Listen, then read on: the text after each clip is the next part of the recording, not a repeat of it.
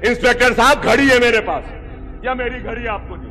फिर चलिए चलिए चलिए, कोई माय का लाल पैदा नहीं हुआ मुझे रोकने के लिए। सही है ना? चंद्रयान गुट्टा बता दो, इशारा कर दिया तो दौड़ना पड़ेगा। असम होता तो पुलिस तुरंत हिसाब कर देती। ये शब्द हैं सीएम शर्मा के, वो भी ओवैसी के भाई के खिलाफ। अब ओवैसी के भाई जब उल्टे पुल्टे शब्दों का इस्तेमाल करेंगे, पुलिस को धमकी देंगे, तो उनका विरोध तो विरोधी पार्टियां करेंगी ही। तेलंगाना में विधानसभा चुनाव को लेकर इन दिनों नेताओं की जुबान से आग के गोले बरस रहे हैं। एक दूसरे पर लोग निजी हमलावर भी हुए जा रहे हैं। साथ ही चुनाव के काम में जुटे हुए पुलिस और प्रशासन के अधिकारियों को भी धमकाने की कोशिश की जा रही है। यकीन नहीं होता तो अब आप उस वाकये को ही सुनिए। दक्षिणी राज्य तेलंगाना से एक ऐसा मामला सामने आया है जहां इस महीने के आखिर में चुनाव होने हैं। अपने बयानों की वजह से विवादों में रहने वाले AIMIM सुप्रीमो असदुद्दीन ओवैसी के भाई अकबरुद्दीन ओवैसी के एक स्टेटमेंट ने सियासी पारे को चढ़ा दिया है। आपको बता दें, मंगलवार रात को हैदराबाद में AIMIM के प्रत्याशी अकबरुद्दीन ओवैसी एक चुनावी सभा कर रहे थे।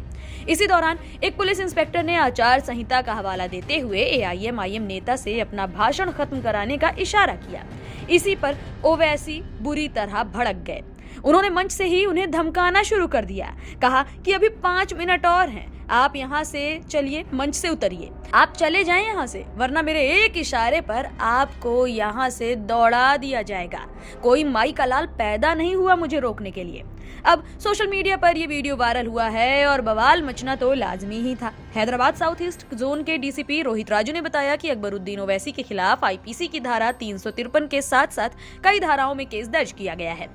इसी मामले पर भाजपा की ओर से तीखी प्रतिक्रिया की गई। राजस्थान और तेलंगाना के BJP स्टार प्रचारक असम के मुख्यमंत्री हेमंत बिस्वा शर्मा ने ओवैसी के छोटे भाई और विधायक अकबरुद्दीन ओवैसी पर जोरदार हमला करते हुए कहा कि AIMIM नेता अकबरुद्दीन ओवैसी ने अपनी सार्वजनिक रैली के दौरान एक पुलिस अधिकारी को धमकाया। ये बहुत दुखद है। ऐसा काम अगर असम में होता तो पुलिस तुरंत हिसाब कर देती।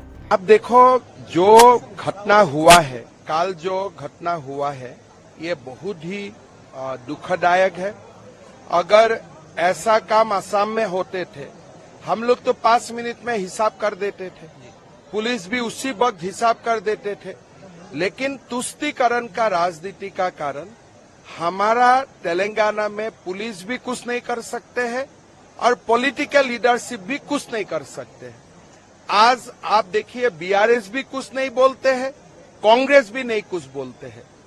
असम सीएम ने कहा कि तुष्टीकरण की राजनीति के कारण यहाँ की दोनों प्रमुख पार्टियां BRS और कांग्रेस चुप हैं। साथ ही उन्होंने चुनाव आयोग से अकबरुद्दीन ओवैसी की उम्मीदवारी तक रद्द करने की मांग कर डाली।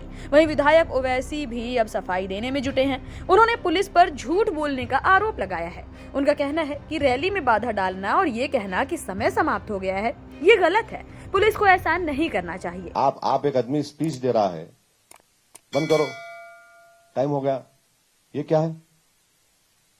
क्या है बोलिए? आप अगर आप उनके खिलाफ एक्शन नहीं लेंगे क्या? अगर मैं 10:01 हो रहा, आप करिए, एक्शन लीजिए, कौन रोक रहा आपको? आप मेरे डाइस पे खड़े होकर बोलते बंद करो, टाइम हो गया, ये क्या है? क्या है ये कैसा बिहेवियर है? बताइए, आप खुद बताइए। मैं अगर 10:01 हो गया तो आपको पूरा राइट है, 5 मिनट है भी मेरे को, और 5 मिनट में बहुत कुछ बोला जाता है। दूसरी ओर असदुद्दीन ओवैसी ने भी अपने भाई के बचाव में कहा कि जब 10 बजने में 5 मिनट बाकी थे तो पुलिस इंस्पेक्टर मंच पर क्यों चढ़ गए? 5 मिनट में बहुत कुछ बोला जा सकता है। आपको बता दें कि तेलंगाना में 30 नवंबर को विधानसभा चुनाव के लिए सभी 119 सीटों पर एक चरण में मतदान होना है। नतीजे 3 दिसंबर को बाकी राज्यों के साथ आएंगे। AIMIM ने 9 सीटों पर अपने प्रत्याशी उतारे हैं। बाकी सीटों पर पार्टी ने CM KCR और उनकी पार्टी को अपना समर्थन दिया है।